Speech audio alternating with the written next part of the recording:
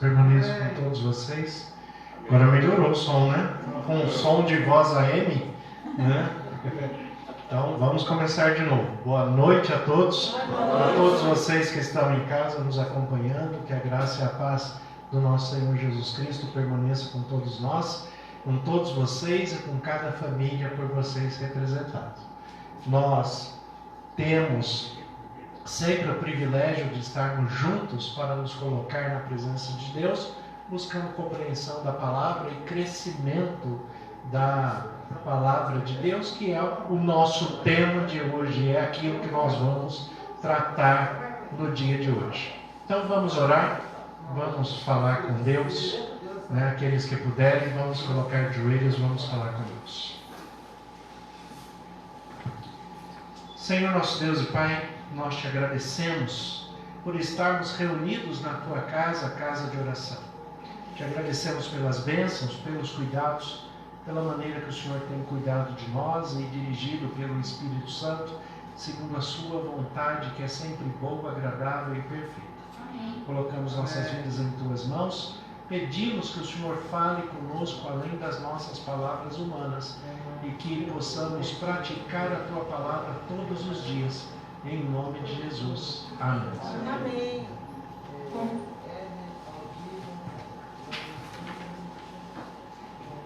Irmãos, hoje nós temos 2 assuntos para tratar, e esses 2 assuntos interligados, nós estamos tratando das 28 doutrinas bíblicas adotadas pela Igreja Adventista do Sétimo Dia e aplicadas na família.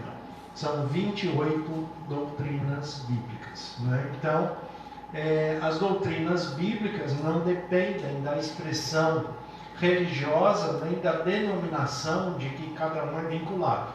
Doutrina bíblica é da Bíblia para todo cristão, independente da sua expressão religiosa ou do seu vínculo denominacional.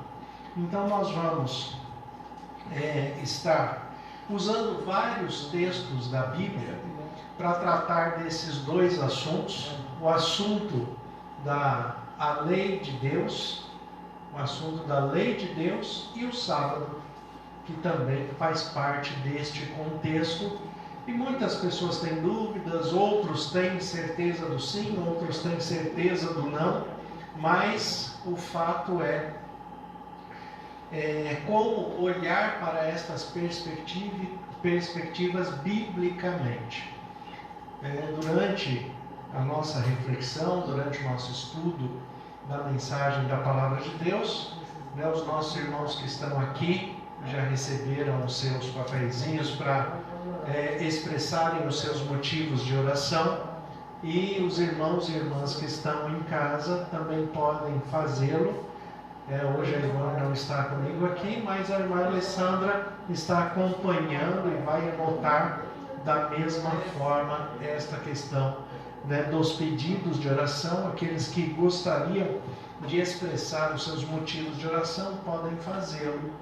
E depois da nossa reflexão, depois da mensagem, nós vamos estar orando por todos eles. Nosso texto inicial para a nossa reflexão está em João capítulo 21, Evangelho de Jesus Cristo segundo João, capítulo 21, dos versículos 15 em diante. É um bom texto para nós iniciarmos a nossa reflexão a respeito da lei de Deus e do sábado. Quando nós olhamos para a palavra de Deus, nós vamos achar um centro que acompanha a expressão da revelação de Deus durante toda a existência humana, durante toda, nós poderíamos falar, ousadamente falar, durante toda a existência do próprio Deus, mesmo que a existência de Deus é muito maior do que a nossa, e nós sabemos disso. A existência de Deus, ela é infinita. Então, nós temos que observar esta expressão que percorre por toda a Bíblia, dentro da expressão daquilo que Deus quer revelar para nós, quer revelar de nós para nós mesmos, para que nós compreendamos o que é viver com Deus, o que é viver na lei de Deus, o que é viver como pessoas cheias do Espírito Santo, guiadas pelo Espírito Santo como filhos de Deus, e a expressão de Deus em Jesus Cristo, que é o Deus que se fez carne e habitou entre nós. Tudo isso vai fazer parte deste contexto da lei de Deus e do sábado, que faz parte de um contexto só. Quando nós falamos disso, o tema que vai permear toda a Bíblia é um só: amor. E o apóstolo João, ele fala: aquele que não ama não conhece a Deus, porque Deus é amor. Aquele que não ama não conhece a Deus, porque Deus é amor. E desde o primeiro momento, a expressão da revelação de Deus é a expressão da revelação do seu amor. Para tudo e para todos. A expressão do amor de Deus. O relacionamento que Ele quer ter conosco é um relacionamento de amor. Não é um relacionamento de imposição, não é um relacionamento de medo, não é um relacionamento de exigências, Não é isso que Deus quer da gente. Porque quando nós falamos a respeito de lei de Deus, parece que as pessoas têm uma rejeição natural acerca desta expressão de lei. E está cada vez mais visível esta rejeição da lei. Porque a lei implica em alguém que tem autoridade. E essa questão da autoridade dentro da expressão da lei implica naquilo que parece ser uma imposição. O que Deus propõe para cada um de nós, dentro da expressão do amor, é orientação e não necessariamente uma questão de imposição. Deus não impõe nada. Ele orienta o que é melhor para todas as coisas. O que é melhor para você individualmente, o que é melhor para você nas suas relações familiares, o que é melhor para você nas suas relações sociais, o que é melhor para você nas suas escolhas de vida. Deus, Ele apresenta o que é melhor. Seguir ou não é uma escolha sua. É uma escolha pessoal. É uma escolha individual. E se você escolher fazer diferente daquilo que Deus orientou, Ele não vai te punir. Ele não vai te castigar, como se falava para as crianças antigamente, né? Cuidado que Deus castiga. Né? Deus não castiga. Deus não castiga ninguém. Ele não precisa castigar ninguém.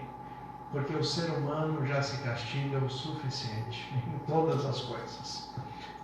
Deus, Ele tem um plano perfeito para que mesmo na nossa imperfeição, nós possamos extrair o melhor daquilo que é a proposta de Deus para cada um de nós. Na sua perfeição, Ele instrui o melhor para que mesmo na nossa imperfeição, nós possamos extrair o melhor. Agora, a escolha de seguir as orientações de Deus ou não, essa escolha, ela vai passar sempre pelo crivo do amor. E é esta reflexão de Gênesis até Apocalipse na Bíblia. O quanto você ama a Deus. Esta é a reflexão. E esta é a reflexão de hoje. E esta é a reflexão de todo o relacionamento com Deus, de toda a base com Deus. É esta a reflexão. Olha, eu vou pedir para o irmão Luiz e o irmão do lado para não conversarem, porque está muito perto da transmissão. Senão ele vai atrapalhar a transmissão. Né? Então, aqui em João, capítulo 21, nós vamos ter essa expressão que vem desde Gênesis e vai até Apocalipse. Né? E aqui no versículo 15 é o encontro de Jesus com Pedro, com todos os discípulos, né? Mas com Pedro ali após a ressurreição. E nesse trecho aqui do texto, ele está se referindo diretamente a Pedro. Então, no versículo 15 do capítulo 21 de João, o texto diz assim: Depois de terem comido, perguntou Jesus a Simão Pedro: Simão, filho de João, amas-me mais do que a estes outros? E ele respondeu: Sim, Senhor, tu sabes que te amo. Ele lhe disse: Apacenta os meus cordeiros. Tornou a perguntar-lhe pela segunda vez: Simão, filho de João, tu me amas? Ele respondeu: Sim, Senhor, tu sabes que te amo. Disse-lhe Jesus: Pastoreia as minhas ovelhas. Pela terceira vez, Jesus lhe perguntou: Simão, filho de João, tu me amas? Pedro entristeceu-se por ele ter dito pela terceira vez: Tu me amas? E respondeu-lhe: Senhor, tu sabes todas as coisas, tu sabes que te amo. Jesus lhe disse: apacenta as minhas ovelhas. A expressão que Jesus está trazendo à memória, à reflexão de Pedro, depois da sua morte e agora na sua ressurreição, é trazer de volta a perspectiva do relacionamento que todos nós temos que ter com Deus. Até que ponto você ama a Deus? E ele traz essa reflexão para Pedro. Pedro, tu me amas? Porque na nossa vida humana, na nossa vida relacional, na nossa vida das relações espirituais, nós nos decepcionamos. Inclusive, nós nos decepcionamos com Deus. Eu já citei outras vezes um livro que eu gosto muito, que se chama Decepcionado com Deus. Se você ler esse livro, quando você termina, você acaba decepcionado com você mesmo. Mas o livro se chama Decepcionado com Deus. E o livro mostra de uma maneira bastante curiosa o quanto muitas vezes nós, nas nossas limitações humanas, nós nos decepcionamos com Deus. Certamente, todos vocês que estão aqui, todos vocês que estão em casa, em algum momento da vida já se decepcionaram com Deus.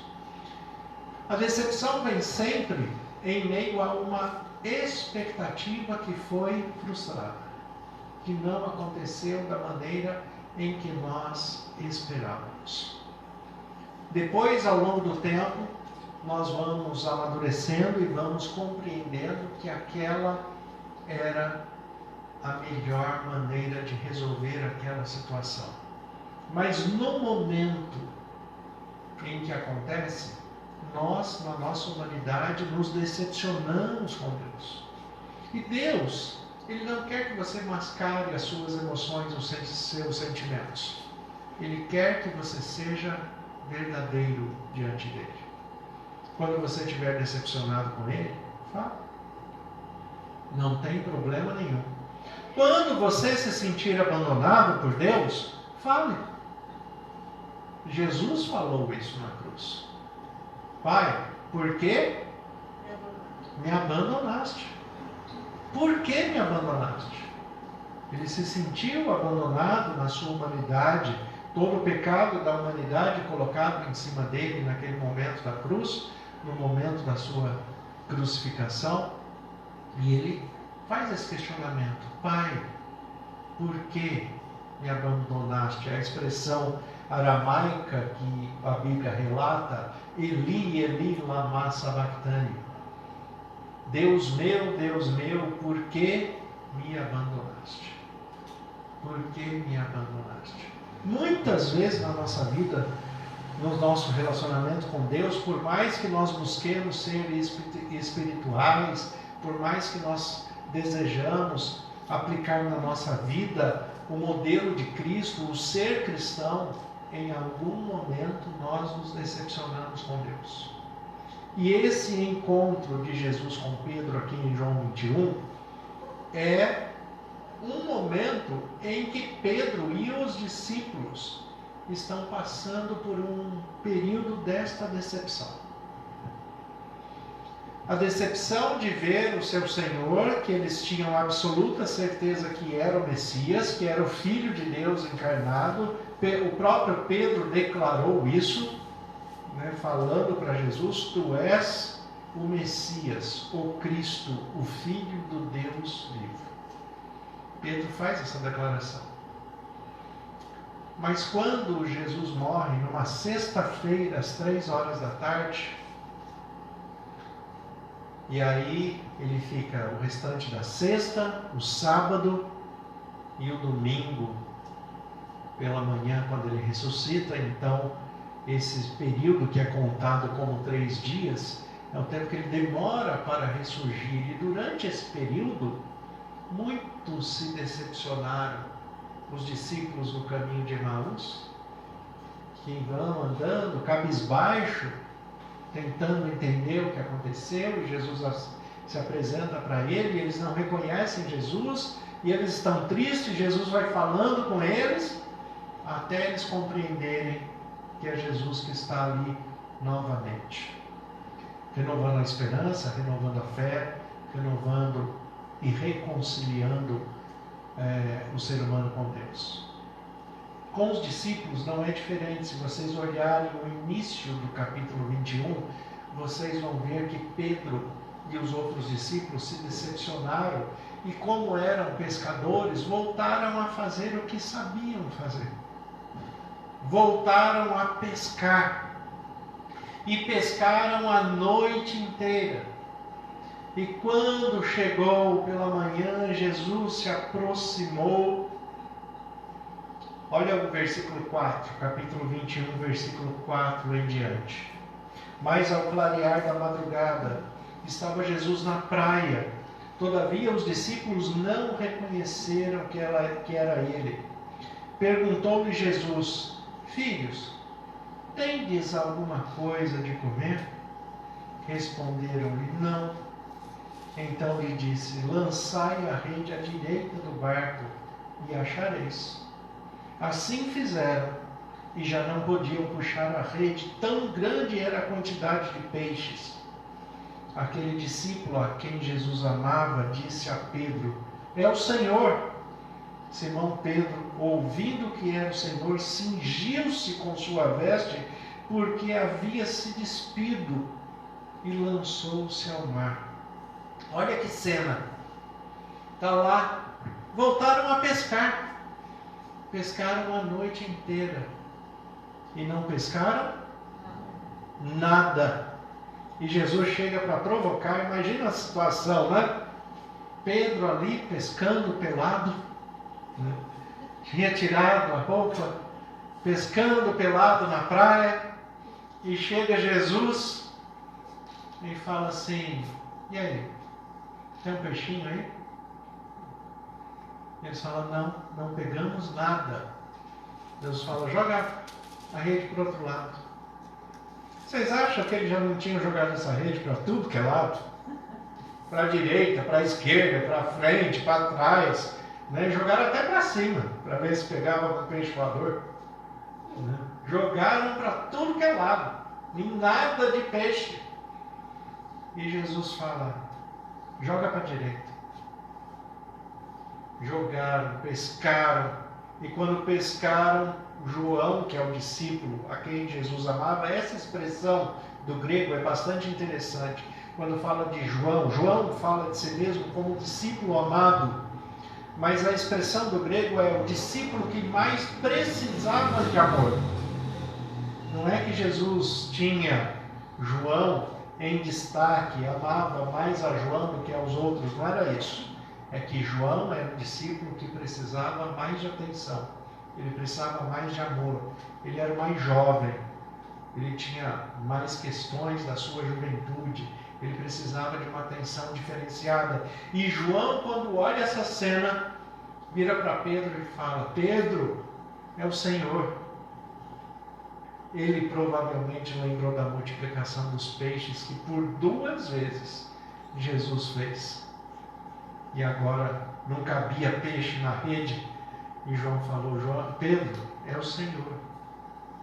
Imagina a decepção desses discípulos, a ponto de estar pescando sem roupa na praia.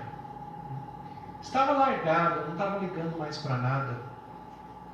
O próprio Pedro esqueceu de uma palavra que Jesus disse para ele, e é essa palavra que Jesus está trazendo à memória dele. Pedro, se você me seguir, eu vou te fazer pescador de homens. Pedro, você não vai pegar mais peixe. E é por isso que Jesus chega para ele e fala: pegou alguma coisa? Ele fala: não pescamos nada. Não vai pescar nada mesmo. Porque você só vai fazer aquilo que Deus falou que você vai fazer. Você agora vai ser um pescador de homens. Só que para isso tem um detalhe. E aí Jesus chama Pedro e fala: Pedro, você é um líder. As pessoas te seguem, as pessoas te admiram. Se você volta a pescar, os outros voltam. Mas se você prega o Evangelho, os outros pregam. Então, presta atenção numa coisa, Pedro. Pedro, tu me amas? E Pedro fala: o Senhor sabe que eu te amo. E daí ele fala aqui no versículo 15, né? Apacenta os meus cordeiros. Traz paz, apacenta. O pessoal está disperso, o pessoal está nervoso, o pessoal está ansioso, o pessoal está decepcionado. Apacenta. É hora de trazer paz. Apacenta os meus cordeiros. Daí ele pergunta de novo: você me ama? E daí ele fala: pastoreia as minhas ovelhas. No texto grego, essa expressão que está traduzida como pastoreia é alimenta. Bosque. Alimenta. Então, apacenta e alimenta. E depois, a terceira vez que ele pergunta se me amas, e Pedro responde: tu sabes que de todas as coisas sabes que eu te amo. No versículo 17, o final do versículo 17, Jesus volta a falar de novo: apacenta os meus cordeiros, apacenta as minhas ovelhas. Porque o ministério da transmissão da palavra é assim: toda vez que você vai promover o crescimento, é alimento novo. E alimento novo às vezes dá cólica, às vezes dá dor de barriga, às vezes dá um incômodo muito grande, porque é diferente, porque é novo. Não é assim, irmã? A irmã sabe o que é, né? Hoje em dia fala as crianças não podem comer muita coisa porque dá cólica, né? A gente a família principalmente da parte da minha mãe, meu pai também. Meu pai era de Alagoas, a família dele é de lá, a família da minha mãe de Pernambuco. E lá em Pernambuco,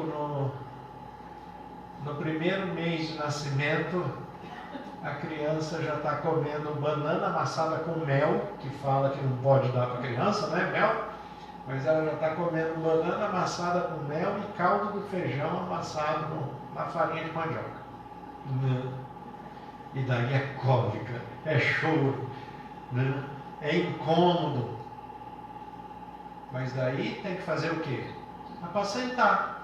Faz uma massagem, dá um chazinho, tem que apacentar. Apacenta. Apacentou? Alimenta de novo. E é assim que a gente cresce. E é assim que a gente fortalece. E como se diz lá no Nordeste, o que não mata engorda. Né? E é assim que a gente vai crescendo, vai engordando. Pedro, tu me amas. O que é que vai fazer uma pessoa sentir incômodo, sentir cólica, sentir uma reação desconfortante ao receber uma palavra diferente daquela que ela está acostumada, mas perseverar em aprender mais? O que vai fazer uma pessoa manter essa perseverança?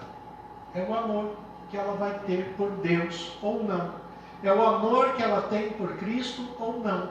É isto que vai manter ela na fé. É isto que vai mantê-la perseverante. Se você ama a Deus, mesmo que em algum momento você se sentir decepcionado, desconfortável com alguma situação, incompreendido, ou encontrar uma palavra na Bíblia que você mesmo não compreenda, você vai continuar buscando crescimento, você vai buscar alimento, porque você ama Deus e você quer compreender. O amor é a base do relacionamento com Deus.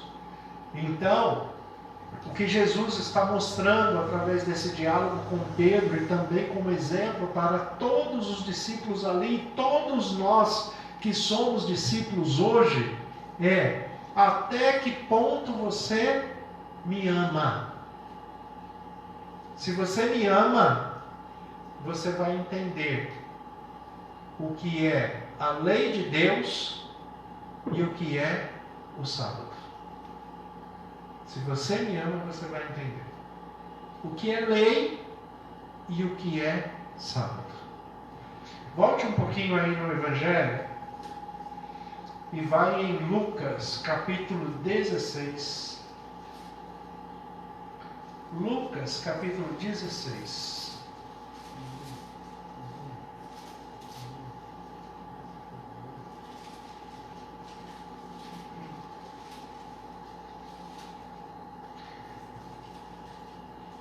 Lucas, capítulo 16, versículos 14 em diante. Aí tem um título, na maioria das Bíblias, que está: Jesus reprova os fariseus. Lucas, capítulo 16, versículos 14 em diante, o texto diz assim: Os fariseus, que eram avarentos, ouviam tudo isso e o ridicularizavam, não é? Jesus estava falando em parábolas e a teologia de Jesus era muito simples para os doutores da lei. Então, eles ouviram tudo e ridicularizavam Jesus pela simplicidade da pregação. Versículo 15 fala: Mas Jesus lhes disse: Vós sois os que justificais a vós mesmos diante dos homens, mas Deus conhece o vosso coração, pois aquilo que é elevado entre os homens é abominação diante de Deus. E o versículo 16: A lei e os profetas vigoraram até João. Desde esse tempo vem sendo anunciado o evangelho do reino de Deus, e todo homem se esforça por entrar nele. E é mais fácil passar o céu e a terra do que cair um tio sequer da lei. Do que cair um tio sequer da lei. Então vamos lá. O que se trata a lei de Deus e o sábado? Em primeiro lugar, você só vai compreender isso de que maneira? Se você amar a Deus.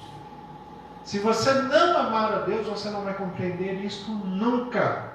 Quando Jesus foi questionado a respeito do primeiro mandamento, qual é o primeiro mandamento que há na lei? Qual foi a resposta de Jesus? Qual é o primeiro mandamento?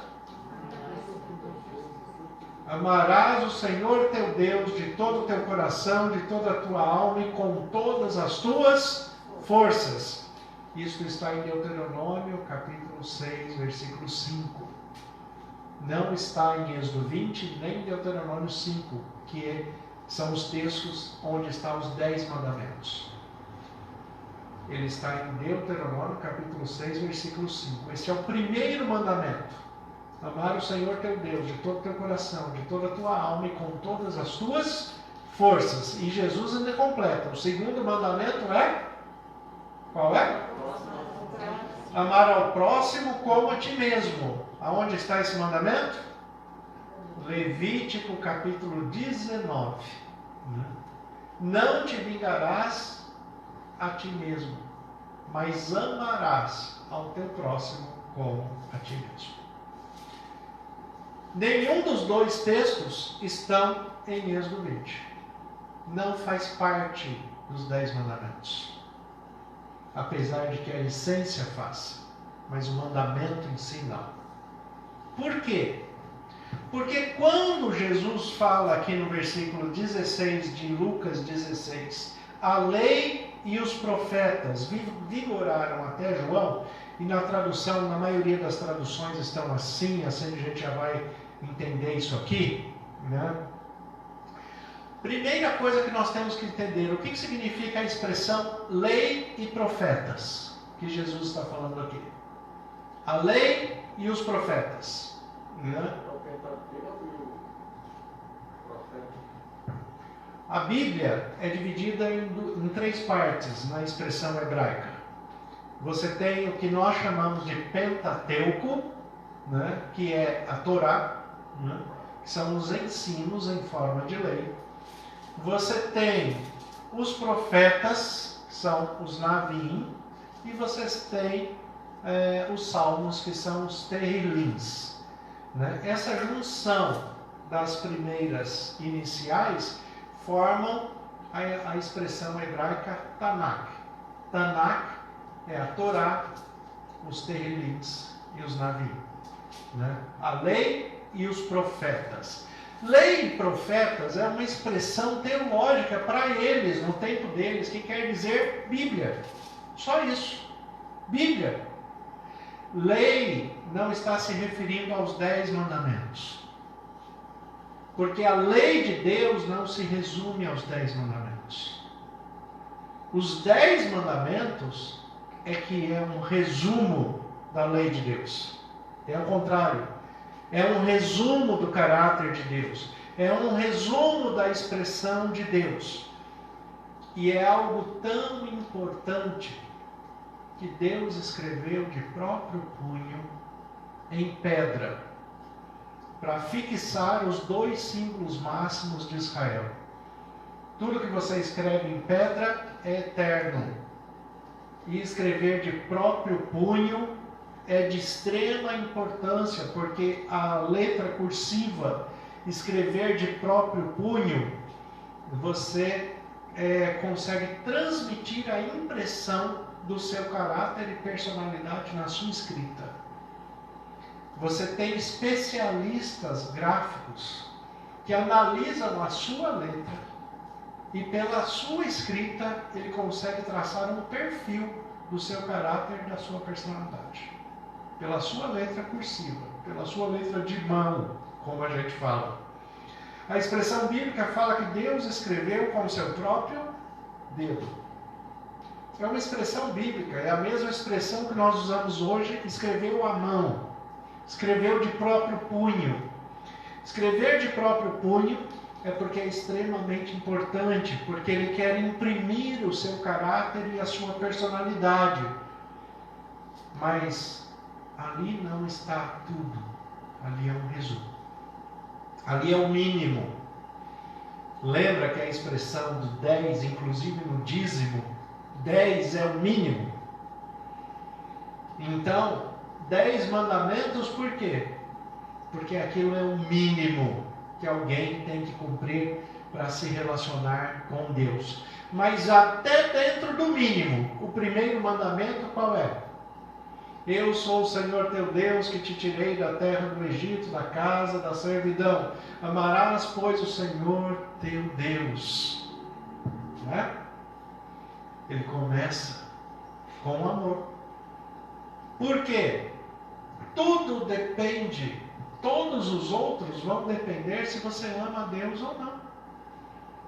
Se você ama a Deus, você não adultera. Se você ama a Deus, você não rouba. Se você ama a Deus, você não mata. Se você ama a Deus, você não levanta falso testemunho. Tudo depende do primeiro, tudo depende do amor.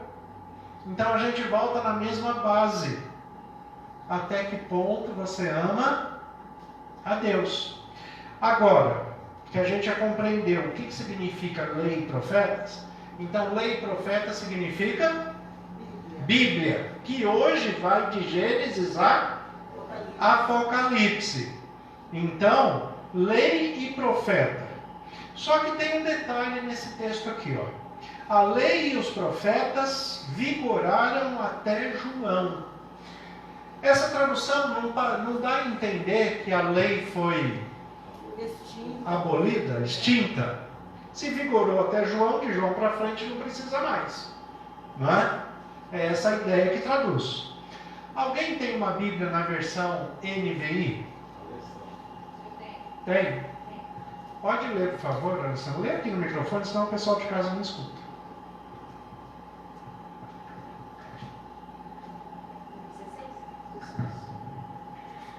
A lei e os profetas profetizaram até João.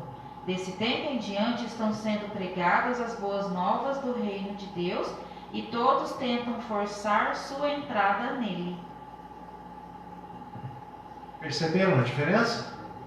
A lei e os profetas profetizaram até João.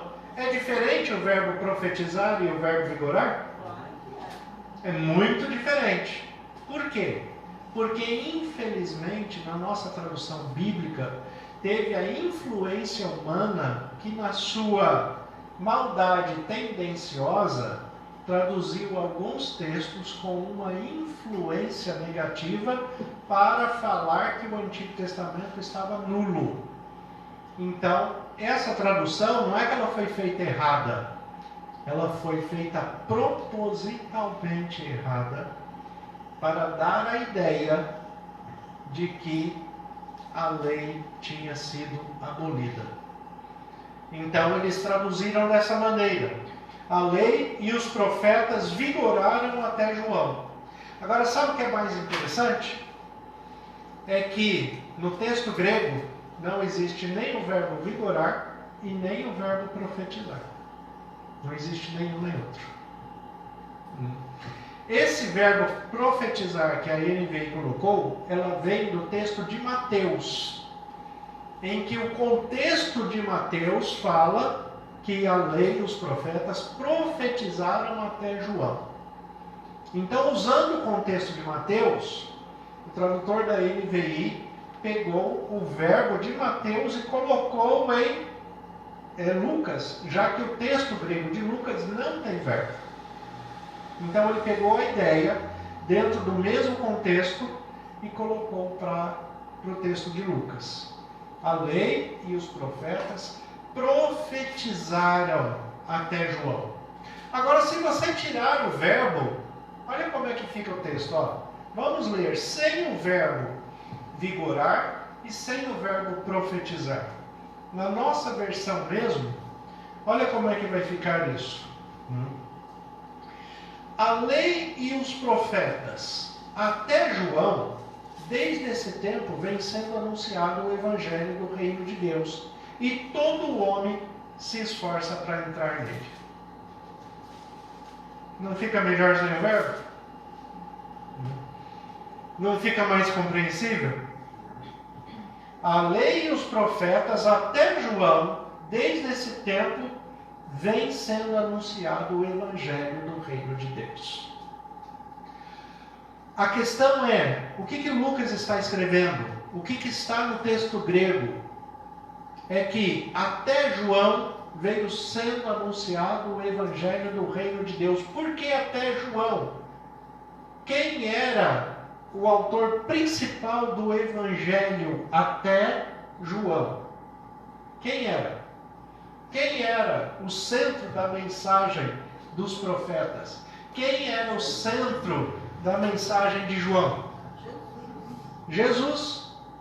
João Batista é o último profeta do Antigo Testamento.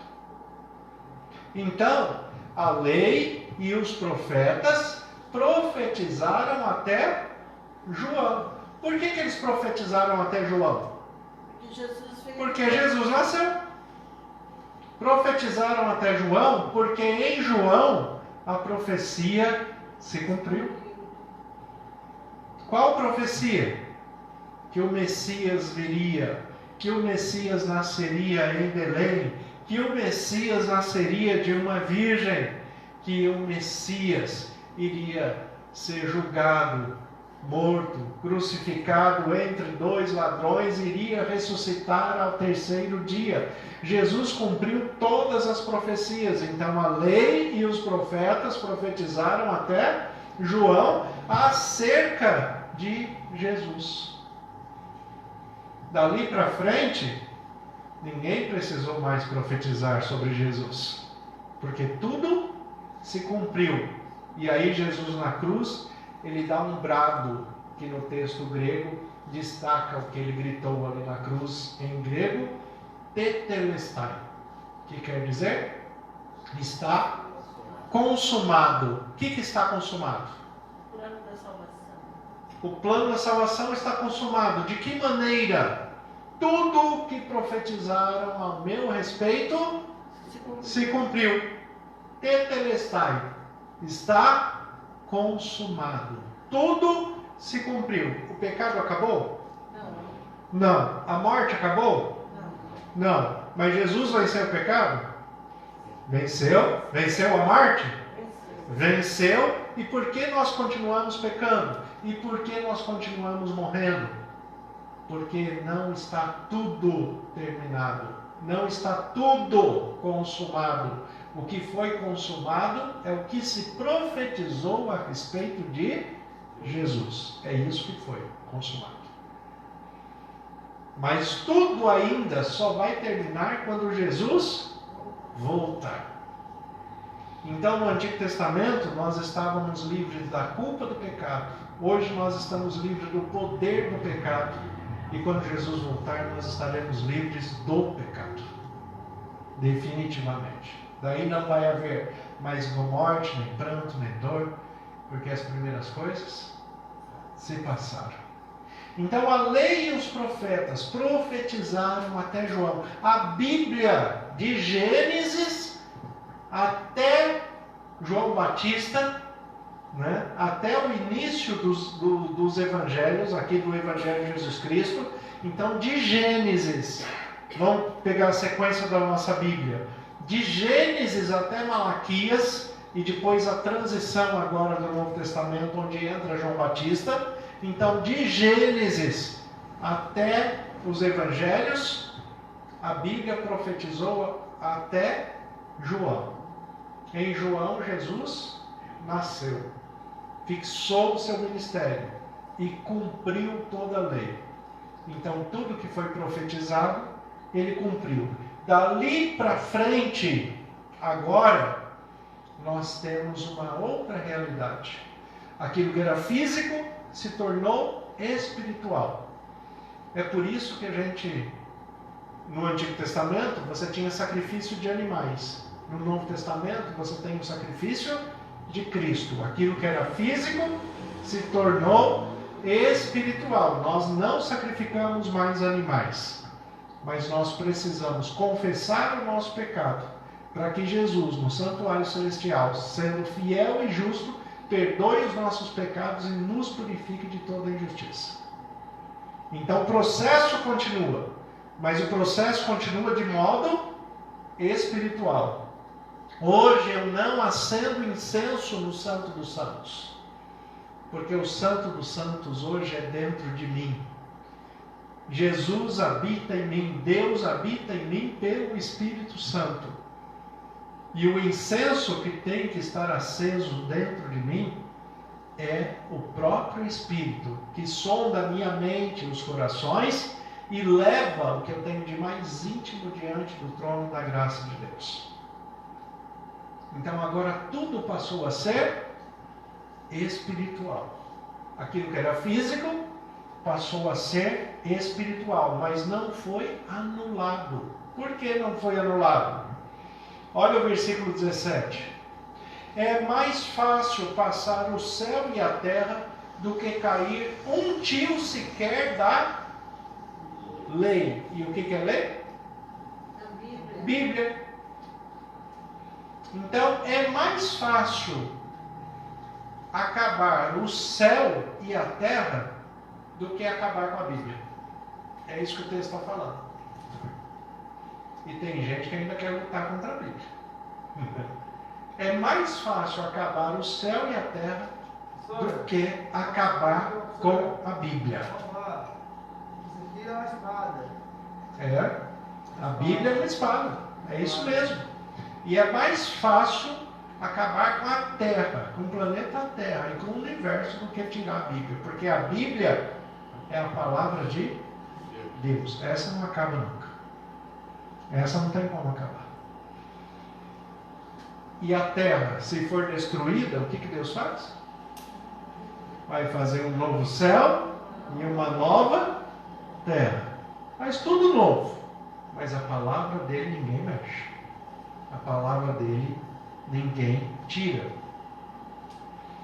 Dentro dessa expressão do amor, uma das pessoas que eu mais admiro, eu admiro muitos personagens bíblicos, muitas pessoas da Bíblia, mas uma das pessoas que eu mais admiro na Bíblia é Maria. Maria e José são dois personagens fantásticos da Bíblia. Eles não foram escolhidos à toa. Maria não foi escolhida à toa para ser a mãe de Jesus. Ela tinha uma comunhão plena com Deus, a ponto de Deus enviar um anjo para conversar com ela. A gente que se acha muito espiritual, né, tem muita comunhão com Deus, né, Deus já mandou um anjo para conversar com você? Não. Então, mas com Maria, Deus mandou um anjo para que este anjo, falando com Maria, anunciasse os planos de Deus para ver se Maria ia concordar em participar. Olha que céu!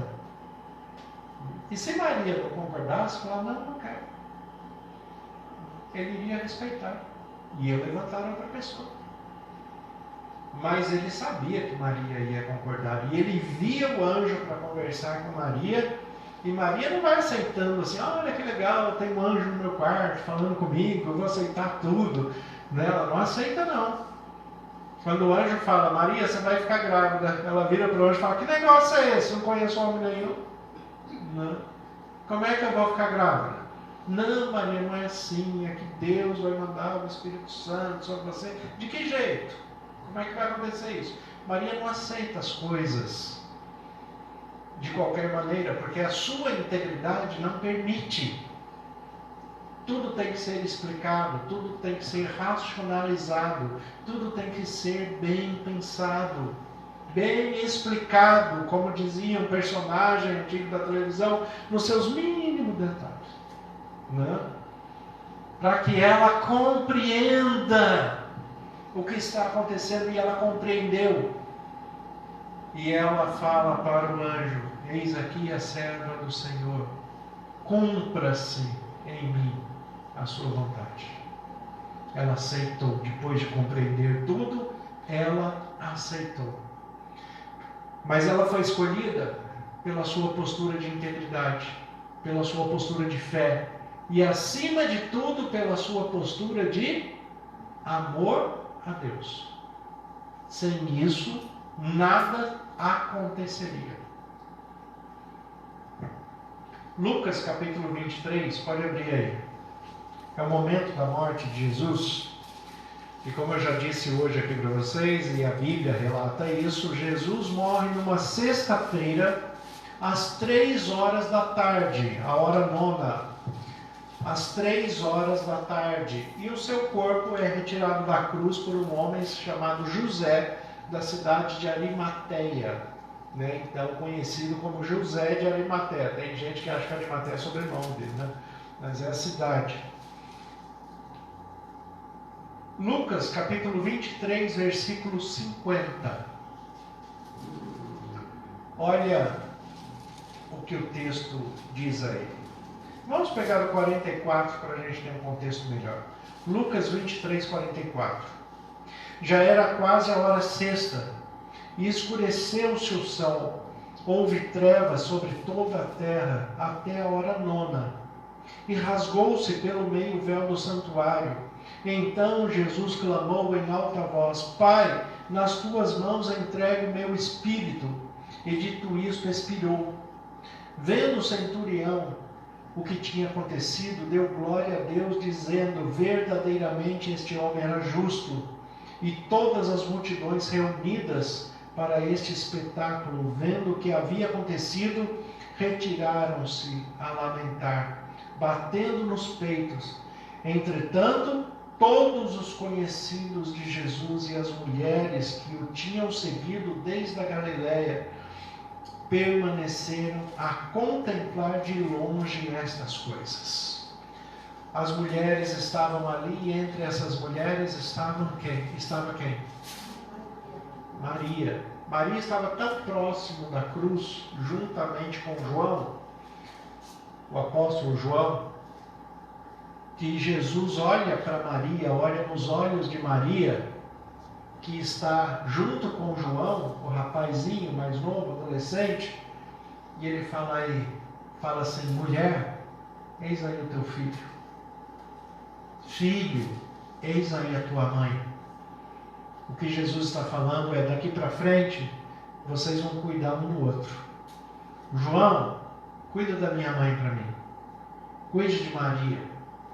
Maria, mãe, cuida de João. Ele precisa da sua ajuda. Ele é novo ainda. Ele é moço, é jovem. Cuida dele para mim. Então um vai cuidar do outro dali para frente. A cena do véu se rasgando no santuário, a expressão dos hebreus de quando algo acontece com alguém que você ama muito, a expressão de tristeza deles é pegar na gola das vestes e puxar e rasgar a roupa. O véu do santuário é a roupa de Deus, e quem está morrendo é o Filho de Deus. Deus não pode fazer nada. Pior do que isso, né? Deus pode fazer tudo, mas se ele interferir, o plano da salvação acaba. Então, apesar de ele ter o poder, a capacidade, ele não pode intervir, porque tudo tem que seguir até o final. E imagina, você numa situação, vendo seu filho passar por uma agonia extrema, você tem vontade de trocar de lugar com ele, e você não pode. Imagina se você pudesse pelo poder, mas não pudesse pela circunstância. Isso é um sofrimento muito maior. E nesse sofrimento é que Deus pega as suas vestes, que é o véu do santuário, e rasga de alto a baixo, como se ele estivesse gritando e chorando: olha o que estão fazendo com meu filho e eu não posso tirar de lá. Olha o que estão fazendo. E Maria está lá, vendo aquela cena, vendo aquela situação. Olha o que fala o versículo 50 em diante.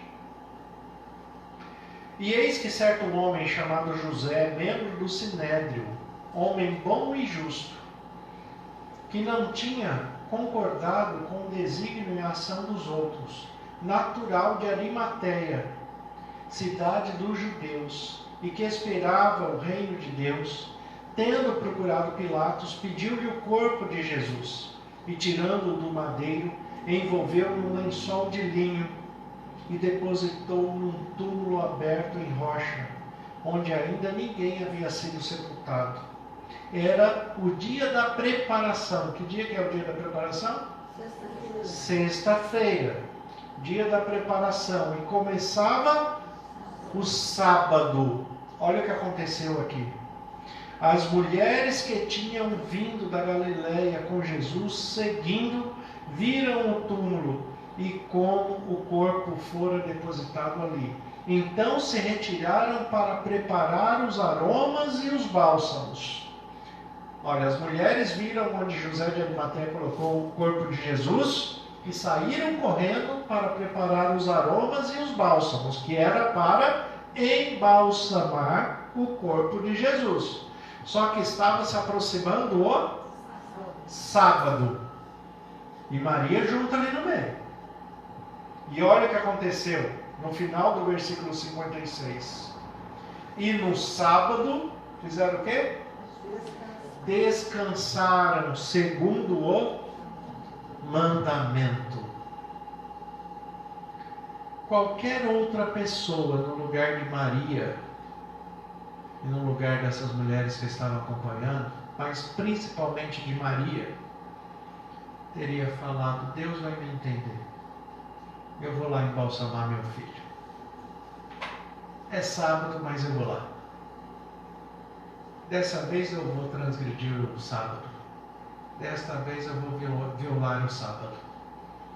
Porque Deus vai me entender. É meu filho que morreu. É meu filho que foi moído pelas transgressões. E Deus vai entender muito mais, porque não é só meu filho, é filho dele. Ela não podia ter falado isso? Mas ao invés dela falar isso, o que ela fez? Descansou segundo o mandamento, porque independente da circunstância, Maria ama a Deus sobre todas as coisas. E daí quem compreende o amor de Deus, compreende o que é o sábado. Independente da circunstância, descanse nos braços de Deus pelo amor que você tem a Ele. Isso é sábado.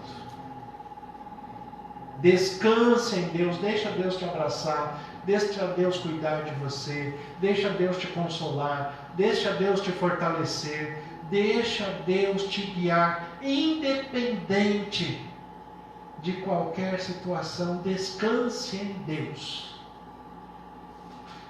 Pense uma coisa comigo, se Maria e essas outras mulheres tivessem transgredido o mandamento do sábado e falassem, não, é meu filho, morreu e eu vou lá embalsamar o corpo.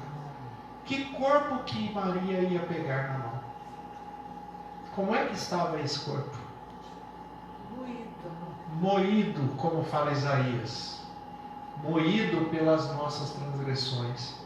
Estava tão feio que Isaías fala na profecia que quando Jesus passava, as pessoas viravam o rosto para não ver aquele horror. De tão feio que estava. Porque quando ele foi moído, quando ele foi chicoteado, quando ele foi torturado, aquele filme do Mel Gibson, A Paixão de Cristo, mostrou muito bem isso. O chicote batia onde batesse, pegava onde pegava, arrancava pedaço. Era no rosto, era nas costas, era na costela, em tudo que era lugar. Se Maria tivesse transgredido o sábado, ela iria ter um trauma muito grande de ter o corpo do filho moído nas suas mãos. E já pensou uma mãe embalsamando um corpo de um filho? Seria a mesma coisa de uma mãe e recolher um filho que foi atropelado por um trem nos dias de hoje. Seria algo parecido com isso. Teria que ficar juntando os pedaços ali. Mas Maria não. Por amor a Deus, sobre todas as coisas, como diz o texto aqui, ela descansou segundo o mandamento. Ela foi para casa. Sexta-feira, está entrando o sábado, vou descansar. Certamente foi o sábado mais longo de Maria. Sábado não acaba nunca. E aí passou a sexta-noite, entraram no sábado, chegou o sábado, passou o sábado inteiro, passou a noite do domingo, porque teve a viração do dia, e quando amanheceu no domingo, elas foram no sepulcro. E quem é que estava lá? O anjo que fala, quem vocês procuram? Ele não está aqui. Ele ressuscitou. Ele já ressuscitou. Ele não está aqui. Depois Maria encontra com Jesus. O fato de Maria não ter transgredido o mandamento fez com que, ao invés dela cuidasse de um corpo moído pelas nossas transgressões, que ela encontrasse o Filho perfeito e glorificado depois. Ressuscitado. Ela não precisou cuidar de um corpo morto. Depois ela pôde abraçar o Filho vivo, ressuscitado, para mostrar que vale a pena guardar os mandamentos. Mas só faz isso quem ama a Deus sobre todas as coisas. E aí volta a pergunta de Jesus para Pedro, que é a pergunta de Jesus para cada um de nós hoje. E aí você pode colocar o seu nome. Quando Jesus fala, Pedro, tu me amas? E aí você pode colocar o seu nome. Quando Jesus pergunta para você, você me ama? Amo. Você me ama mais do que essas coisas que existem no mundo? Você me ama mais do que a sua família? Quando alguém me pergunta assim, pastor, tem algum problema se eu for num casamento no sábado? Eu costumo usar isso como exemplo. Contar essa história, falando assim, olha, você pode ir onde você quiser, a decisão é sua. Maria não foi no sepultamento do filho. Aonde você quer ir? Que é mais importante do que isso. Aonde você quer ir? A grande questão é, até que ponto você ama a Deus? Qual é o seu limite de amor? Se você amar a Deus sobre todas as coisas, de fato, nada do que está na palavra de Deus, que é chamado de lei, e ali a doutrina nossa é a lei de Deus e o sábado. A lei de Deus é a Bíblia, é a palavra de Deus. Se você amar a palavra de Deus, se você amar a Deus sobre todas as coisas, você vai seguir a palavra dele. E se você seguir a palavra dele em amor, você vai compreender a bênção que é descansar em Deus no sábado. E você vai compreender que se você seguir da maneira que Deus quer, Ele vai ressuscitar muitos sonhos, muitos projetos, muitos planos, muitas coisas para você quando amanhecer no momento correto da sua vida. Todas as coisas vão ser restauradas. Então, vale a pena. É por isso que nós iniciamos cantando o hino 31, o amor de Deus. E vamos encerrar cantando o mesmo hino 31, o amor de Deus. Mas primeiro, vamos orar, vamos ver os nossos motivos de oração, que os irmãos expressaram, tanto pela transmissão quanto aqui. Vamos continuar orando. Ontem na nossa reunião eu pedi oração uns amigos nossos de Poços de Caldas que estão enlutados. A irmã Leila, que é membro da família ali dos amigos de Poços de Caldas, ela faleceu ontem, vítima da Covid. Então, a família está enlutada e é uma situação um pouco complexa e nós temos orado pela família, mas Deus tem cuidado e confortado a todos ali também. Alessandra, por favor. O Rodolfo está pedindo oração às seguintes pessoas: Alzira, sua mãe, a Franciele, cunhada, o Fernando, irmão, o José Fernando, esposa e irmão, o Valmir, irmão, e o Roberto, irmão. O Marcos pede oração pela dona Fátima e o seu Aparecido. A Rutilde pede oração pela família, pela vida espiritual, pelos filhos, netos e pela liderança da igreja e pela família do pastor. A Carmen agradece a Deus pelo privilégio de estar diante de sua majestosa presença. Também pede oração pelo pastor Ivan, que Deus continue lhe abençoando e que o Santo Espírito de Deus acompanhe os dias juntamente com a sua esposa. Pede oração também pela família, para ela, pelo seu esposo, e que Deus habite em nossos corações. A Iracema pede oração pela filha, pelo genro, Andréia e Carlos e Camila. Pede oração para o companheiro José Luiz, a filha Tânia e sua família. Pede oração pela Ângela e sua família e a sua patroa Maria Ruiz e família. O seu Luiz Melo pede oração pela família, para toda a igreja, para que nós possamos sempre estar esperançosos no amor do Senhor Deus, Criador dos céus e da terra. Aqui tem um pedido pela família, trabalho, Jéssica com problemas financeiros.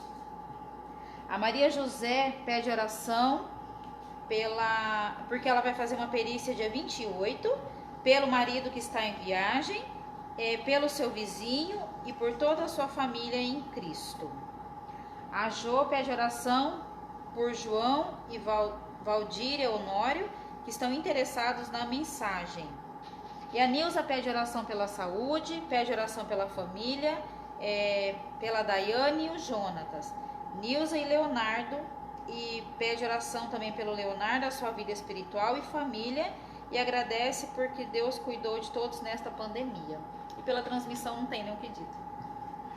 Amém. Mas nós também vamos orar pela vida do irmão Dorival, a irmã Nelci.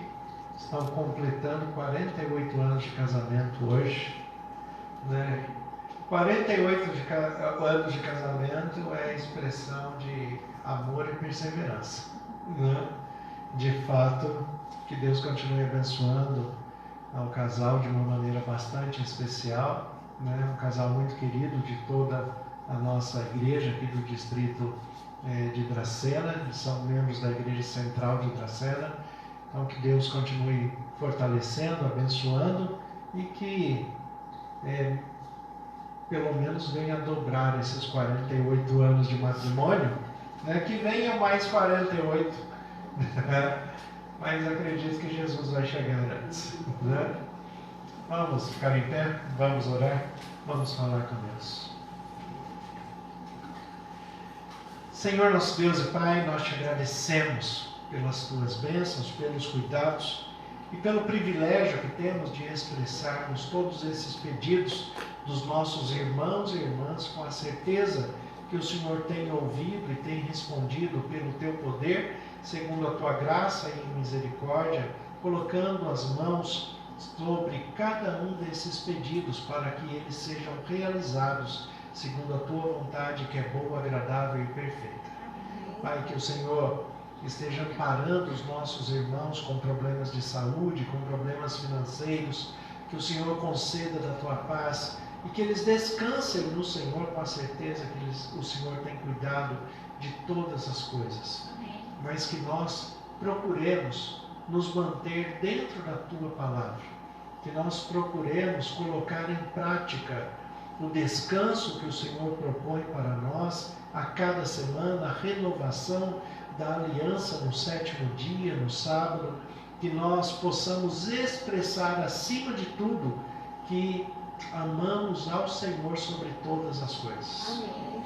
Pai, que o Senhor nos conceda da tua paz, esteja abençoando de maneira muito especial a irmã Fátima, ao irmão Aparecido, que precisam também do teu auxílio, da tua ajuda, todos os motivos de oração que foram expressos aqui, e também que o Senhor nos conceda uma boa noite de descanso e acordemos revigorados para o dia que o Senhor preparou para nós.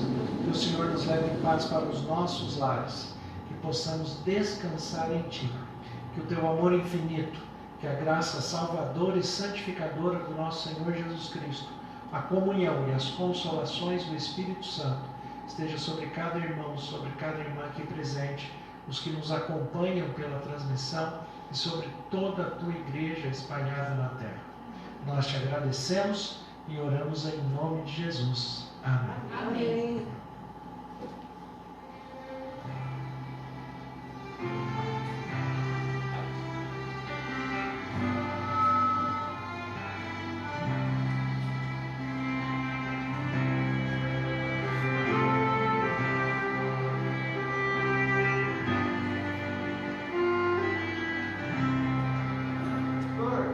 Sublime amor, amor de Deus,